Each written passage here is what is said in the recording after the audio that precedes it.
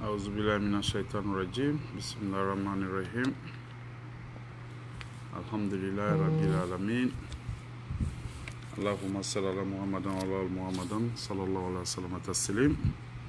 Alhamdulillahi rabbil alamin.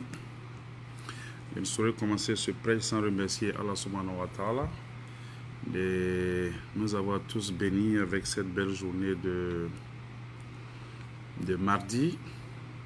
Alhamdulillah Rabbil Alamin. Nous prions Allah subhanahu wa ta'ala d'accorder sa miséricorde, sa grâce, ses bienfaits, ses bénédictions à notre noble prophète Mohammed sallallahu alayhi wa sallam, à sa famille et à ses sahaba et aussi à tous les musulmans qui nous ont précédés dans la foi. Ya Allah, Amin.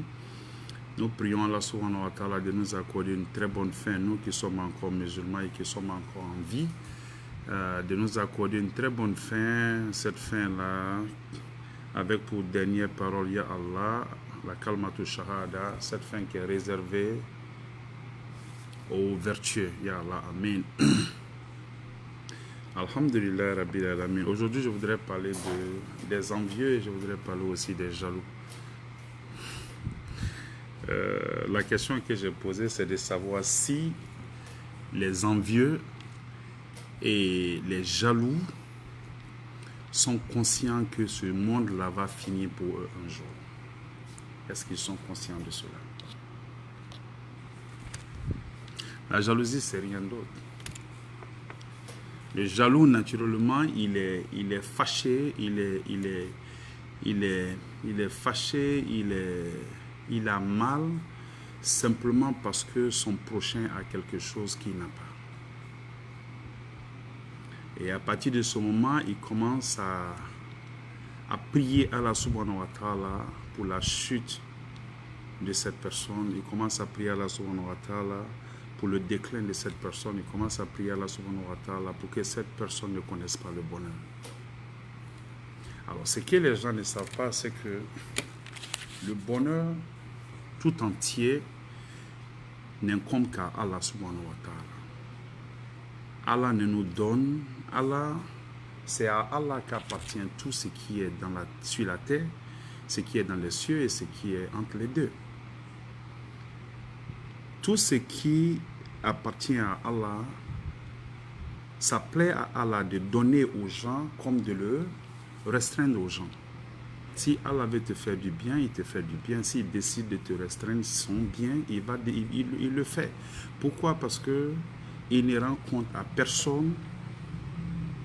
Il fait ce qui lui plaît. Parce que c'est lui le très miséricordieux et c'est lui le pourvoyeur suprême. Maintenant, quand le jaloux, il s'assoit et il pense que le fait que toi tu as quelque chose, c'est ce qui l'empêche lui d'avoir quelque chose. Non. Quand on a besoin de quelque chose, on ne demande qu'à Allah subhanahu wa ta'ala. Prier pour le bonheur de quelqu'un d'autre, prier pour le bonheur d'autrui, ça ne t'apporte que du bonheur, ça ne peut pas t'apporter du malheur. Mais quand tu t'assois et tu ne pries que pour le malheur de quelqu'un d'autre, Allah l'a dit, tu ne peux pas donner du bien, faire du bien à Allah pour qu'il te récompense avec le mal, c'est pas possible. Quand tu donnes du bien à Allah, tu fais du bien pour Allah subhanahu wa ta'ala, il le multiplie toujours.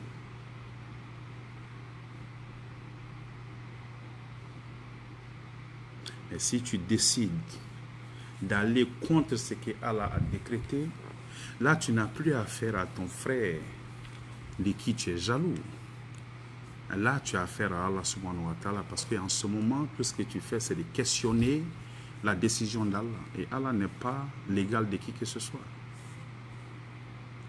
Celui-là, il connaît plus que moi. Celui-là, il est plus aimé que moi.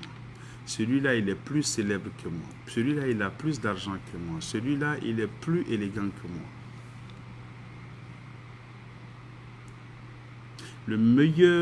La meilleure décision que tu puisses prendre, c'est quoi? C'est d'accepter ce que tu as. Dis Alhamdulillah Rabbil Alamin. Alhamdulillah Rabbil Alamin pour ce que Allah t'a donné. Pour ce que Allah t'a octroyé. Pour ce que Allah a fait pour toi. L'envieux, le jaloux, il ne regarde pas ce qu'il a. Il ne compte même pas ses bénédictions à lui. Parce que en voyant quelqu'un d'autre, il s'est dit que ouais, celui-là en a plus que moi. Et celui-là, cette personne dont on parle peut être son frère de même père, même mère. Ça peut être sa soeur de même père, même mère. Ça peut être son meilleur ami, avec qui il rit tous les jours.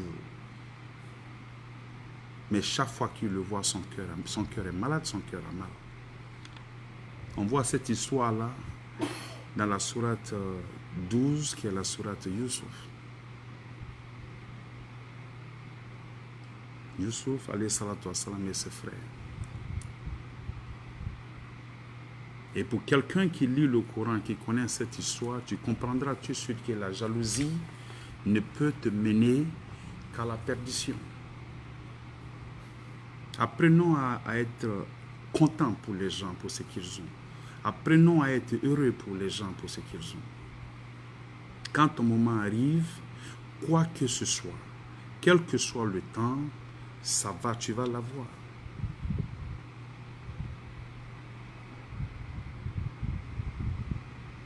Tu ne peux pas, avec ta main,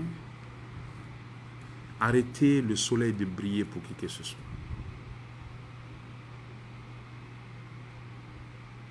La haine, pour une raison qui n'a pas d'explication propre. Le jaloux, il se prive des bénédictions de ce monde et aussi des récompenses du monde futur. Parce que ta jalousie ne te profitera à rien ici et ça te servira de fournaise le jour de la perte, le jour des redditions de comptes. Le jaloux ici ne peut pas évoluer.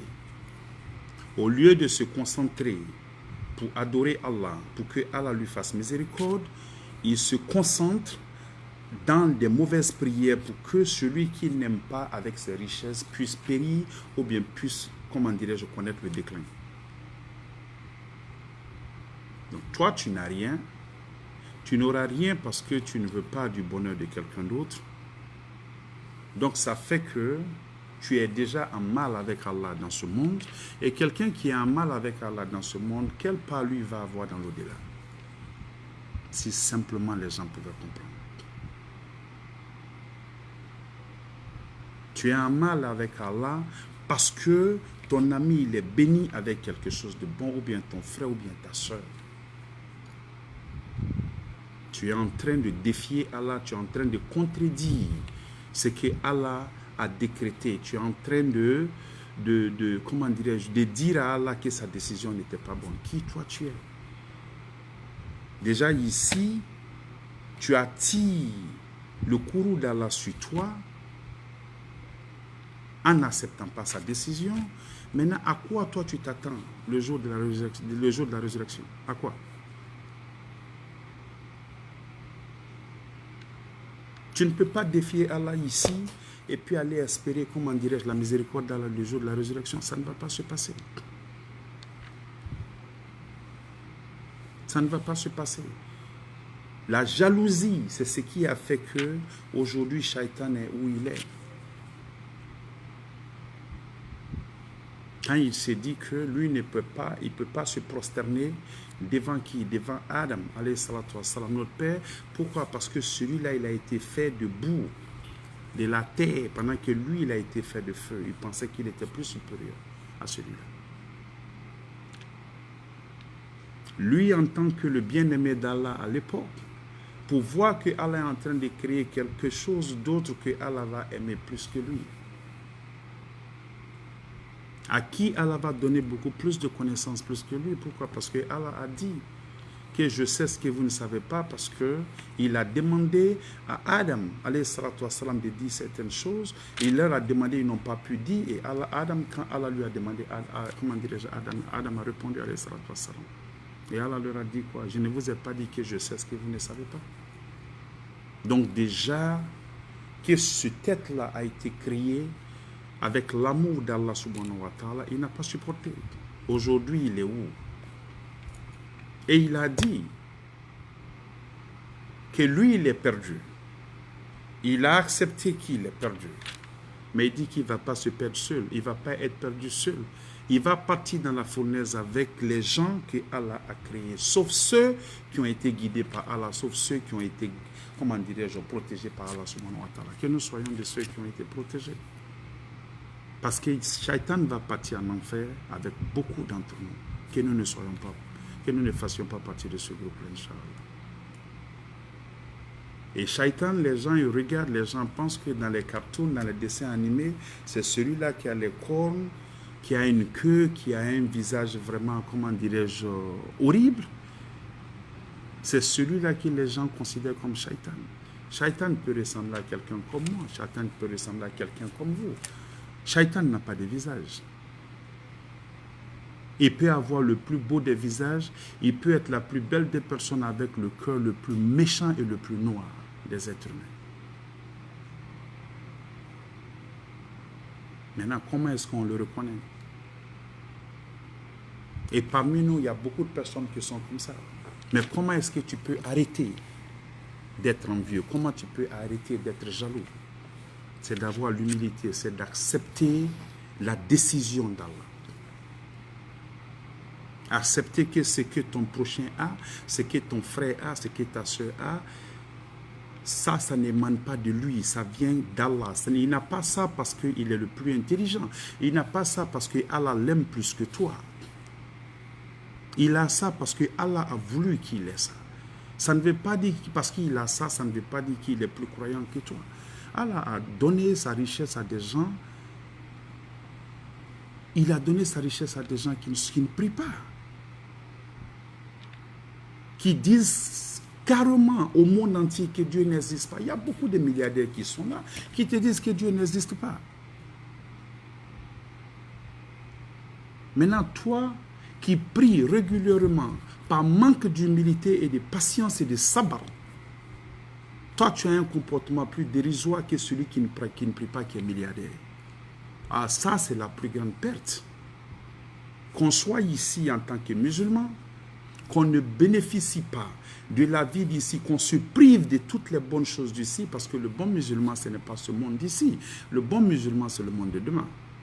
Le bon musulman, c'est celui qui se prive, qui se bat tous les jours contre le désir de son cœur. Le vrai djihad, c'est ça. Aujourd'hui, les djihad d'avant et puis aujourd'hui, les gens avant, ils se battaient. Ils se battaient parce qu'ils voulaient, comment dirais-je, promouvoir l'islam. Aujourd'hui, l'islam est connu à tous les coins du monde. Donc, le djihad que nous avons aujourd'hui, c'est le djihad de notre cœur. Tu aimes beaucoup la femme ou bien tu aimes beaucoup l'homme. Maintenant, tu te bats tous les jours contre ton propre gré. Tu te bats contre tes envies. Tu te dis que ça là, ce n'est pas bon. Ça me plaît, mais ce n'est pas bon. Tu te bats pour pouvoir enlever ça de ta tête. C'est ça le djihad. Maintenant, toi, en tant que musulman, tu refuses de boire l'alcool. Tu refuses de manger le porc. Tu pries régulièrement. Tout ce qui est bon, que le musulman ne peut pas faire, que le non-musulman, que le non-musulman, comment dirais-je, en profite au maximum. Toi, tu te prives de tout ça. Tu viens à la mosquée tous les jours, tu pries régulièrement, mais tu as un cœur qui est noir. Imagine-toi un peu, tu n'as pas bénéficié de ce monde et le jour de la résurrection, tu vas te retrouver en enfer avec des gens qui n'ont jamais dit Allahu Akbar. Est-ce qu'il y a une perte plus que ça?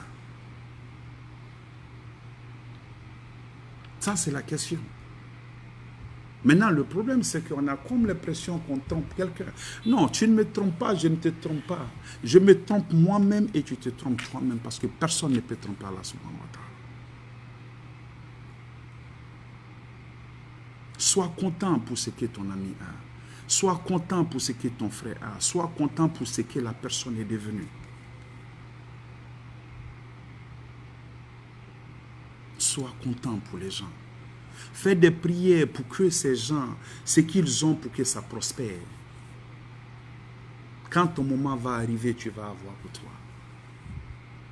Les gens que Allah a élus, ceux que Allah a choisis comme ses, comment dirais-je, ses messagers, ses prophètes, quand on regarde leurs histoires, Rasul sallallahu alayhi wa sallam, il y a eu un moment qu'on appelait l'année noire de l'islam, où il a passé 3 De 3 à 4 ans, il a passé ça dans le désert de l'Arabie Saoudite. Il n'est pas à Makkah, il n'est pas à Madina. Pourtant, il a été choisi par Allah subhanahu wa ta'ala. C'est la meilleure des créatures d'Allah subhanahu wa ta'ala. Les anges, les djinns, les êtres humains, il est le meilleur de nous tous. Mais il est resté dans le désert avec le peu de personnes, les gens qui avaient accepté l'islam en ce moment. Il y en a qui sont morts de faim. Allah les a éprouvés. Et Allah a dit dans la sourate, l'araignée, il dit, vous pensez que vous allez dire que vous êtes musulmans, on va vous laisser dire que vous êtes musulmans sans être éprouvé. Non, tu ne peux pas dire que tu es musulman sans être éprouvé. Le bon musulman, ce n'est pas celui qui dit toujours Alhamdulillah, Alhamdulillah, Alhamdulillah. Quand est-ce que toi tu vas dire Subhanallah? Quand est-ce que tu vas dire Allahu Akbar, aujourd'hui c'est dur pour moi? Quelqu'un qui dit tous les jours Alhamdulillah, Alhamdulillah, ne peut pas connaître, peut pas, je ne sais pas comment on dit ça en bon français, peut pas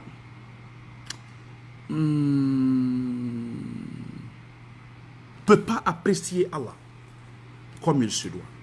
Ce n'est pas possible.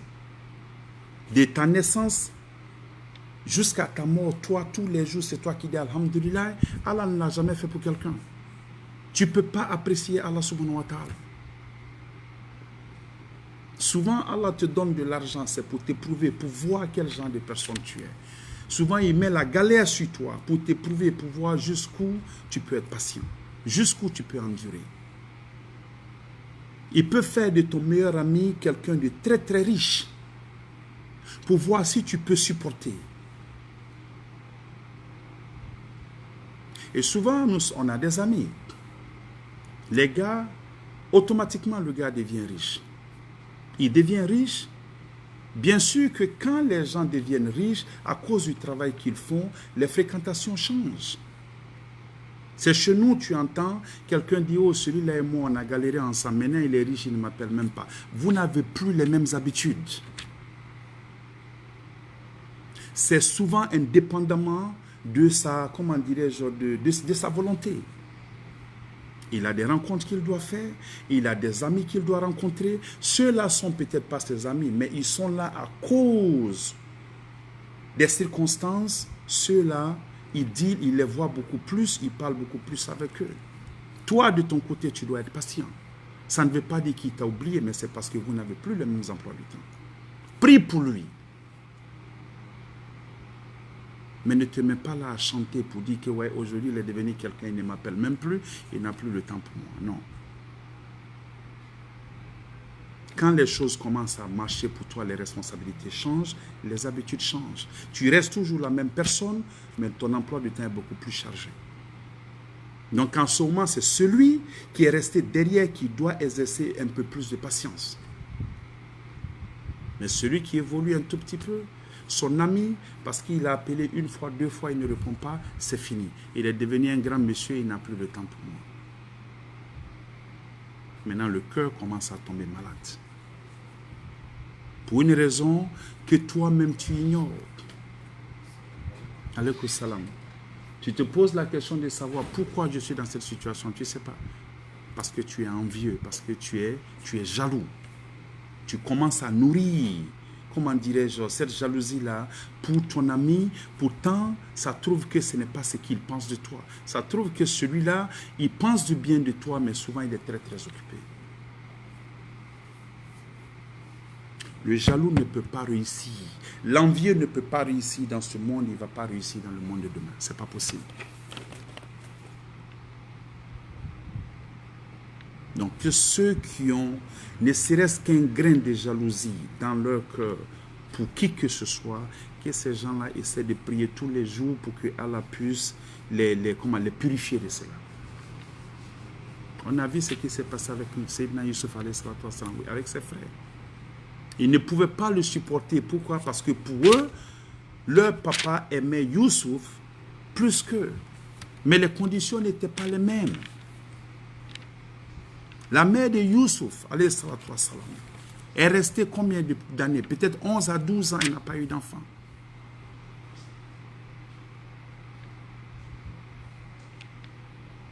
Elle a eu son enfant. Et quand elle a accouché de Benjamin, qui est son petit frère, l'enfant a vécu, mais le petit, comment dire, le petit, il est décédé. Mais quelqu'un qui est né prophète, tous les signes étaient là. Son père devait le protéger. Mais ses frères ne l'aimaient pas. Ils se disaient que notre papa aimait notre frère plus que lui, plus que nous tous. Mais la grandeur, la prophétie, il n'y a pas d'école pour ça. Tu nais avec, c'est Allah qui te choisit.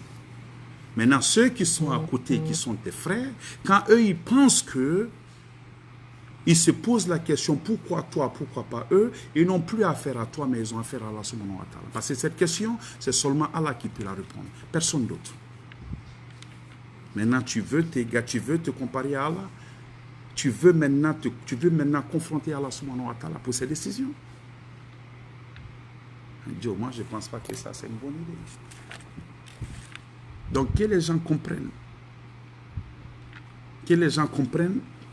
que le monde qui est là va finir pour nous tous. Le mal que tu souhaites à ton frère, le mal que tu souhaites à ton ami, simplement parce qu'aujourd'hui, ça va chez lui. Ce n'est pas à lui que tu souhaites le mal, c'est à Allah que tu as affaire. Et Allah n'est pas l'égal de qui que ce soit.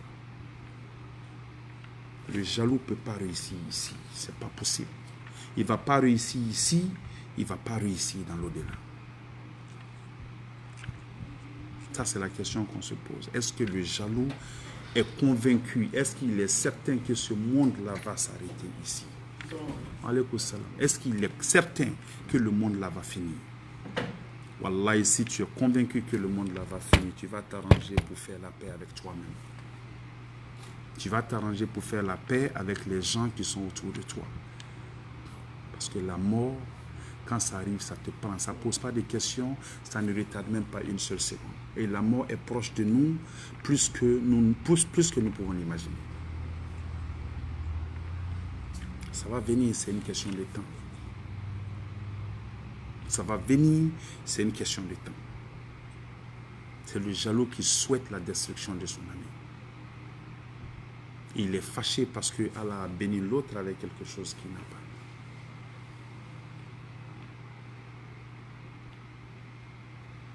Celui qui a de l'argent, s'il décide de partager avec toi, alhamdulillah.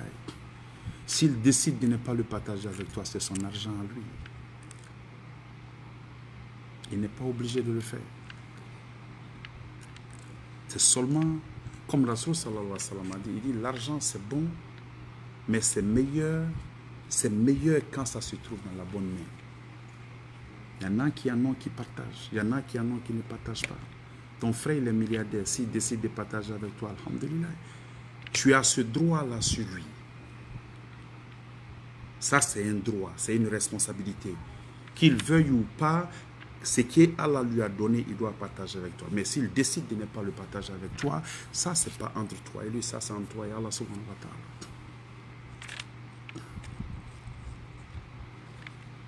Il y a eu une histoire, comment dirais-je, dans la sourate Nour, sourate 24, quand Aïcha Radouane Anha avait été accusée. Celui qui s'est promené dans tout Madina pour parler de cette histoire, c'est quelqu'un qui est Abu Bakr, Siddiq Radouane Anha, qui était le père d'Aïcha, c'est lui qui nourrissait celui-là avec sa famille. Mais il a gâté le nom de la pauvre dame partout, jusqu'à ce que Allah l'ait éclairé. Mais quand les ayats sont descendus pour éclairer Aïcha, ça c'est un autre prêche, je vais parler de ça une autre fois. Abu Bakr Siddiq a décidé de ne plus donner à manger à celui-là. Il a décidé de ne plus pourvoir quoi que ce soit pour lui et sa famille. Et Allah a fait descendre un autre ayat. Tout ça, ça est dans la sourate Nour. Pour dire que oui, tu dois continuer à faire ce que tu es en train de faire. Et tu vas refuser de le faire.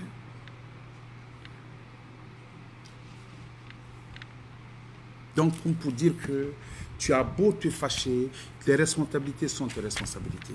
Même celui qui te fait du mal, qui est ton frère, si tu as les moyens de lui venir en aide, viens lui en aide. Si tu refuses, ça c'est entre toi et Allah. Alors, si tu refuses de me venir en aide pendant que tu es mon frère et tout va bien chez lui, je n'ai pas besoin d'être jaloux de toi. Je dois dire Alhamdulillah Rabbil Alamin et prier Allah subhanahu wa ta'ala. La richesse, ce n'est pas forcément ici. Tu peux ne rien avoir ici et ta patience ici, dans la galère et dans les difficultés, ça peut être récompensé avec Jannat Firdaus. Et la vie d'ici, elle est très courte, c'est éphémère. Donc si on me demande la récompense de ce monde et la récompense de l'au-delà, mais Dieu, je préfère la récompense de l'au-delà. C'est comme je le dis toujours, ça fait rire. Il y a beaucoup, tout le monde veut aller au paradis, mais personne ne veut mourir. Ça, c'est le problème. Tout le monde veut aller au paradis, mais personne ne veut mourir. Mais la récompense de l'au-delà est meilleure qu'ici. C'est pourquoi Rasul sallallahu alayhi wa sallam, malgré les difficultés, il a toujours dit à ses sahaba, soyez patients. Ici, c'est court. Rasul sallallahu alayhi wa sallam, il a vécu combien de temps? 63 ans. 63 ans. Il a fait 23 ans de prophétie.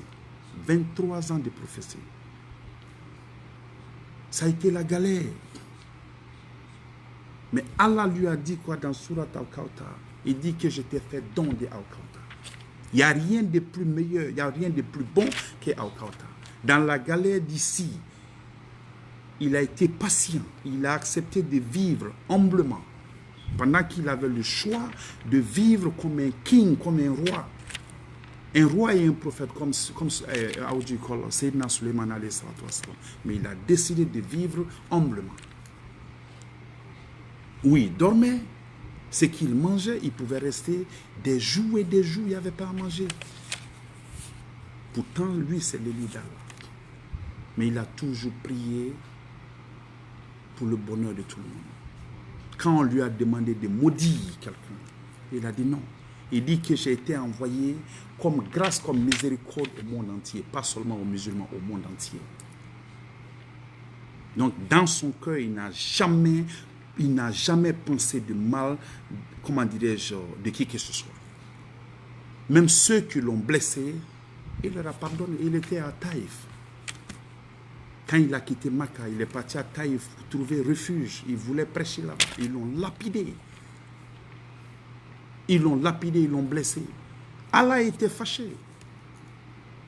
Dis-moi ce que tu veux que je fasse à ces gens-là. Il leur a dit, il a demandé pardon à Allah. Pas pour ceux qui l'ont blessé, mais pour ceux qui vont venir après.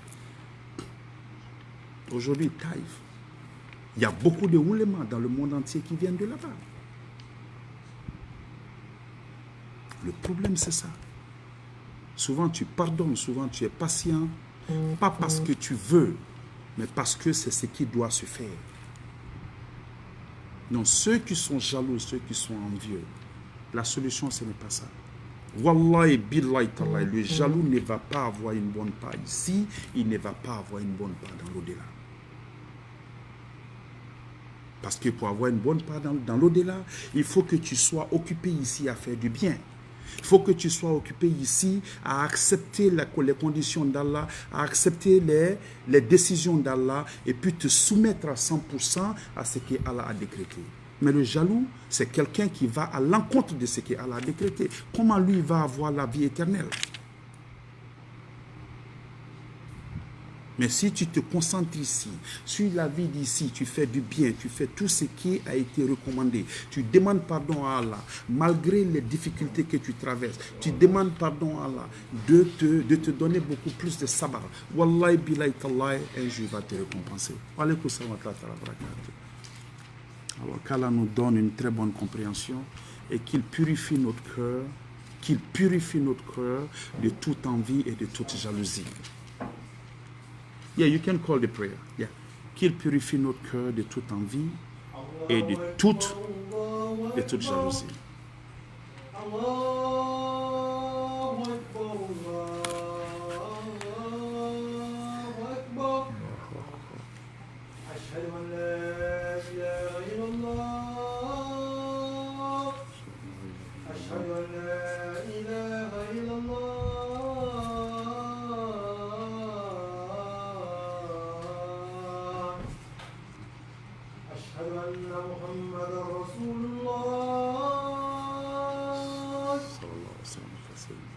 أشهد أن محمدا رسول الله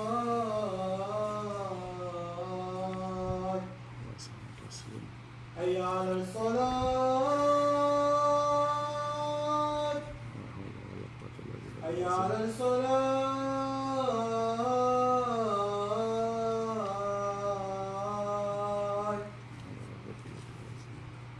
حي على الفلاح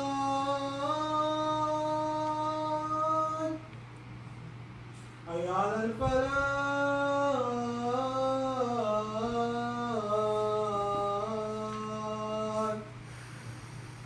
الله أكبر الله أكبر لا إله إلا الله. Alhamdulillah Rabbil Alamin. Alors que Dieu nous accorde une très bonne fin et qu'il nous bénisse de ses bienfaits et qu'il purifie nos cœurs de toute jalousie et de toute envie, et qu'il nous fasse mourir, ya Allah, entièrement soumis à lui, Inch'Allah, Amen. Et qu'il nous bénisse avec des enfants vertueux et fasse de nos enfants, comment dire, des bons ambassadeurs de notre dîme. C'est à Allah, le pouvoir suprême. Alors qu'Allah nous bénisse de ses bienfaits et qu'il nous accorde une très belle part dans ce monde et dans l'au-delà. اللهم صل على محمد وعلى ال محمد كما صليت على ابراهيم وعلى ال ابراهيم وبارك على محمد وعلى ال محمد كما باركت على ابراهيم وعلى ال ابراهيم في العالمين انك حميد مجيد. ربنا تقبل منا انك سميع عليم. ربنا ولا تحملنا ما لا طاقة لنا به واعف عنا واغفر لنا وارحمنا انت مولانا فانصرنا على القوم الكافرين. ربنا اتنا في الدنيا حسنة وفي الآخرة حسنة وقنا عذاب النار. ربنا اغفر لي ولوالدي والمؤمنين يوم يقوم الحساب. اللهم انك عفو تحب العفو فاعف عنا. اللهم انك عفو تحب العفو فاعف عنا. اللهم انك عفو تحب العفو فاعف عنا. سبحان ربك رب العزة عما يصفون وسلام على المرسلين والحمد لله رب العالمين. السلام عليكم ورحمة الله تعالى وبركاته. Qu'Allah nous donne une très bonne compréhension, ya Allah. Amen.